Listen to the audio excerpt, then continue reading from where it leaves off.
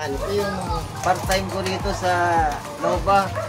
Tatahi ako ng notebook kasi wala akong trabaho ngayon.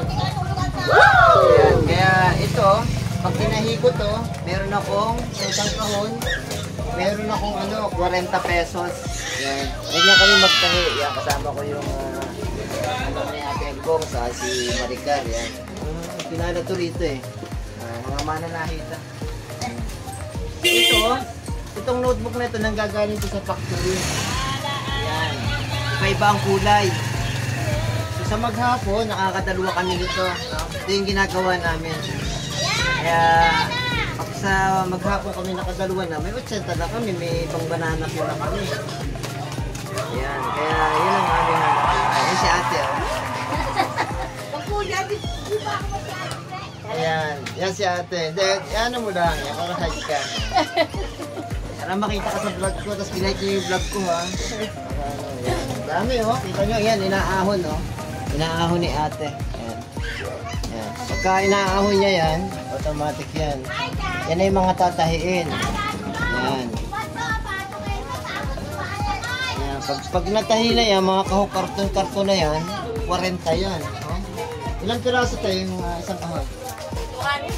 200. No, 200 pieces yan. Ayan, kasi nyo, oh. Tatahiin pa lang yan. Ayan. Ayan, nakaano lang yan.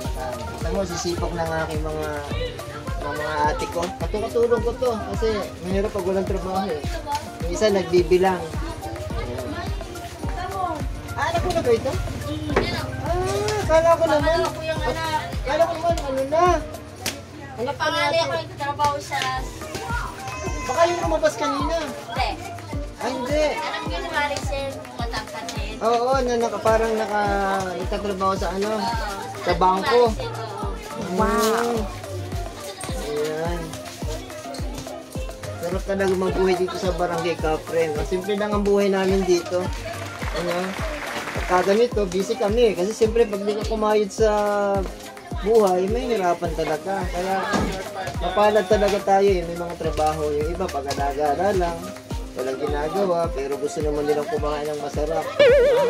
Eh kami, ayan, para makakain kami ng tama lang, eh patahi-tahi lang kami ng notebook.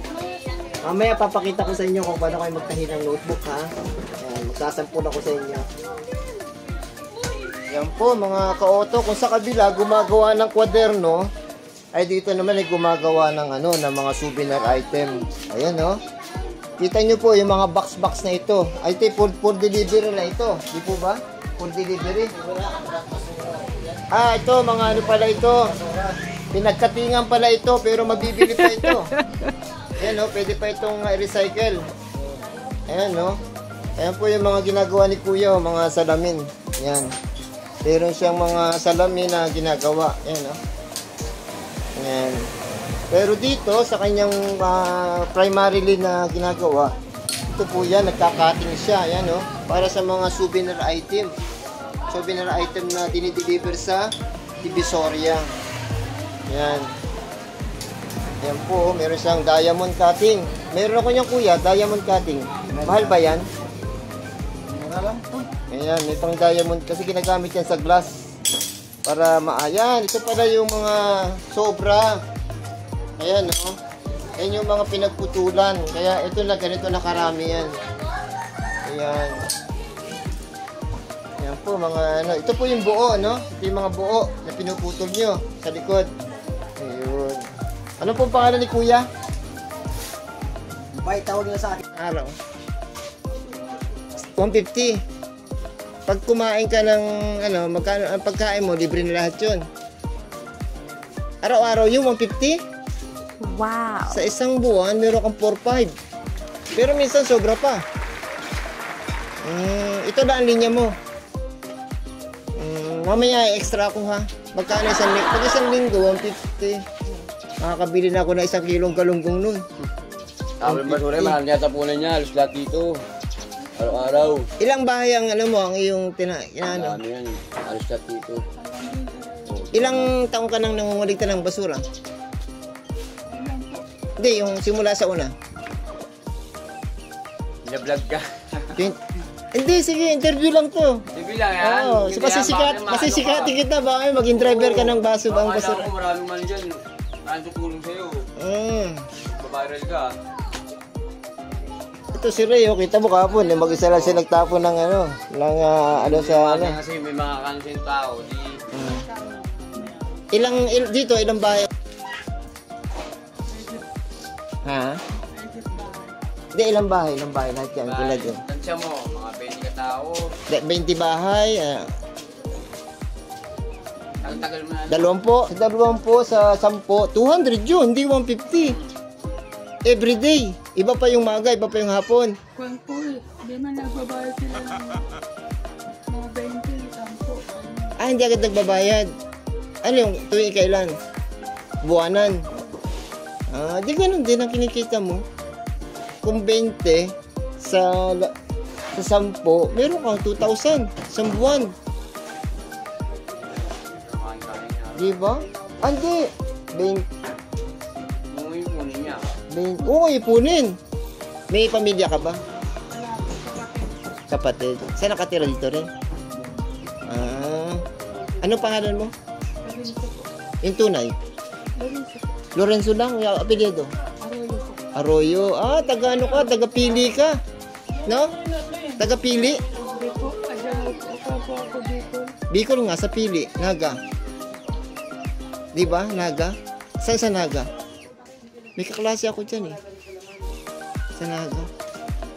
Hindi ako masyado naglalakad yun. Ito si Lorenzo Arroyo. Masipag to. Araw-araw. Nakaka 150 siya. No? Yung mga talagang deserving.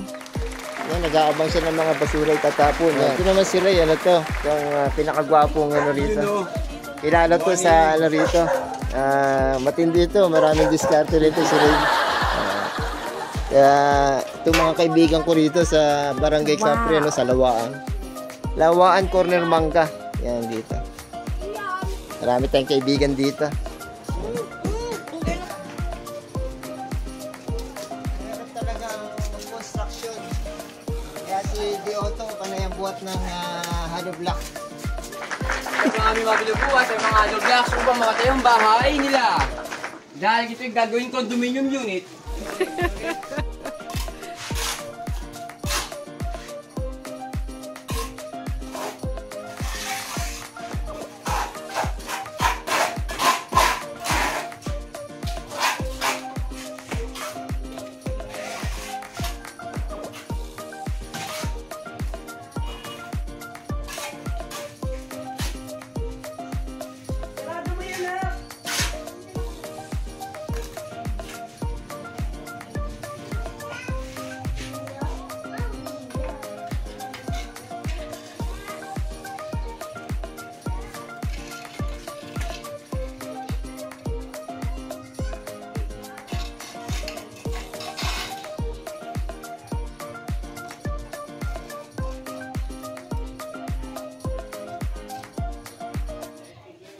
Isang vlog nga, may ginawang bahay.